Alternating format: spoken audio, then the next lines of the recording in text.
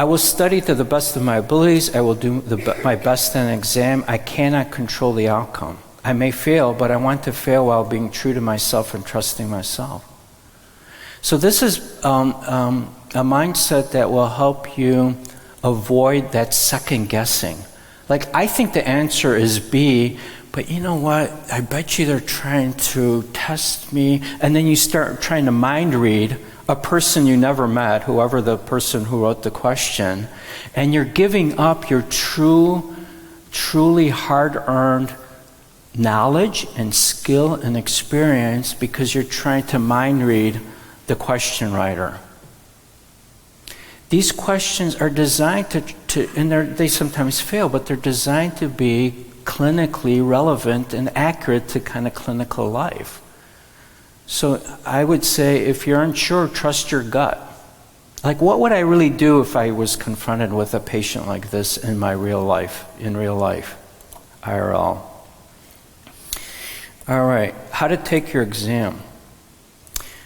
So I like to point out that there are 3 categories of questions, and they have nothing to do with the topics. But it's the spectrum of like how you feel about answering them. And on one side of the spectrum is questions that you completely don't know the answer to. You're like, I didn't even know this was part of the psychiatry exam. I have no idea.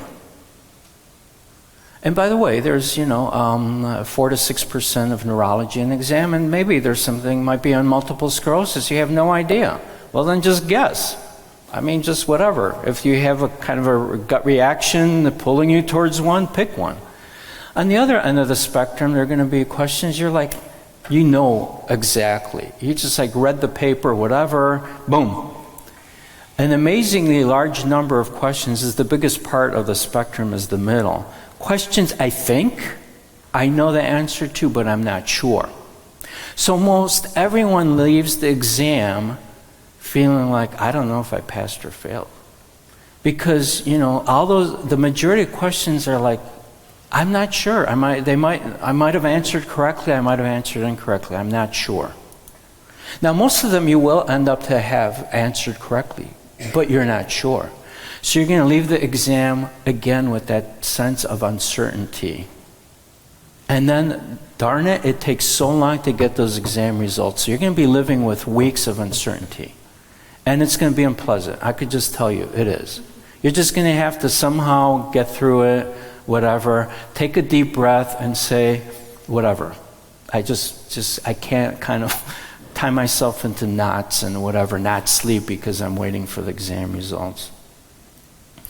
So during the exam, remember, remember these mindsets. And remember, many questions will leave me feeling uncertain. I may feel frustrated by the lack of certainty, but I need to keep going through the exam. I will get many questions wrong on this exam. This exam is designed in such a way that really no one gets 100% right. There's enough questions, or basic questions, that you can pass, having basic kind of foundational knowledge. But you don't need to be getting in the 90% correct. There's no gold star. There's no, passing with commendation or something like that. So what is the pass percent? Somewhere between more or less 70 and 75%. So you can get a quarter of the questions wrong, and you will get a certain number of them wrong. And that's okay. During exam, I will feel anxious, doubt my ability to pass, and feel demoralized. It's just, join the club. You got to say, and that's expected, it's okay, I'll get through it, but I can't stop and give up, and I can't give in to these feelings. So what to do with the exam? Answer every question. Be true to your exam approach. Fast or slow, it's your pace. I hope you know it ahead of time. You can, there's questions in the exam you can tag for review and go back to them on those standalone sections, which on the initial certification exam is about, it's like half the 4 of the 8 sections. On the CC exam, it's 1 out of the 4 sections that are those extended linked vignette questions that you can't tag and go back for review. But for the other ones, you can tag and go back for review. Some people really like this feature and they use it all the time. Other people, it's like once and done. I'm going to answer it to the best of my ability. I'm not going back. Use breaks. So, right, you have on the initial certification, you got 60 minutes of break time.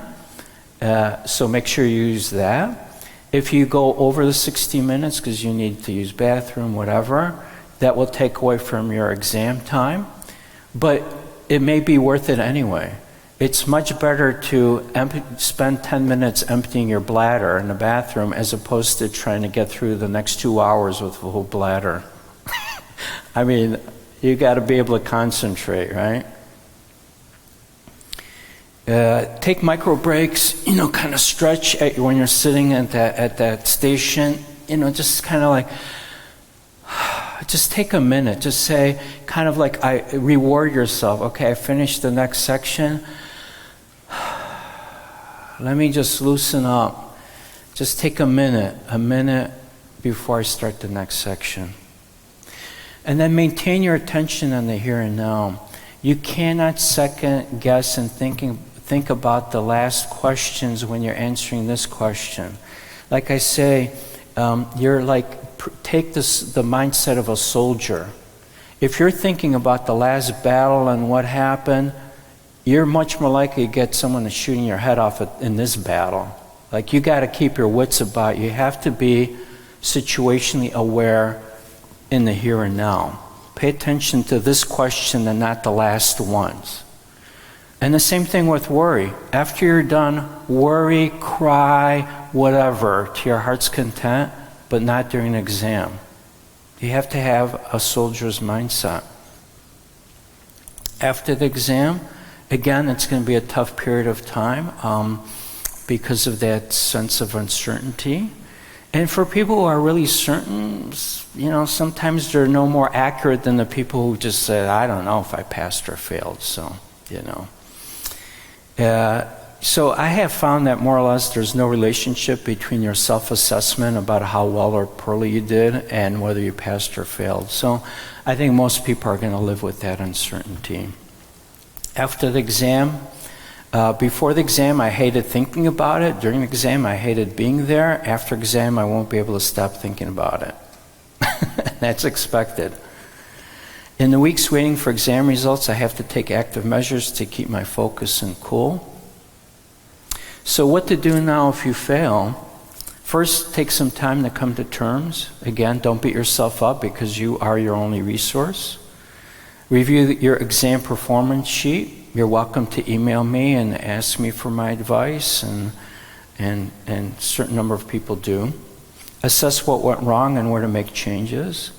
Again, were you kind of fooling yourself because of your familiarity with the material as opposed to really truly owning it, grasping it? And then focus on the biggest topics that you did most poorly on. So you may have on the big topics, just pass, but not by very much. But if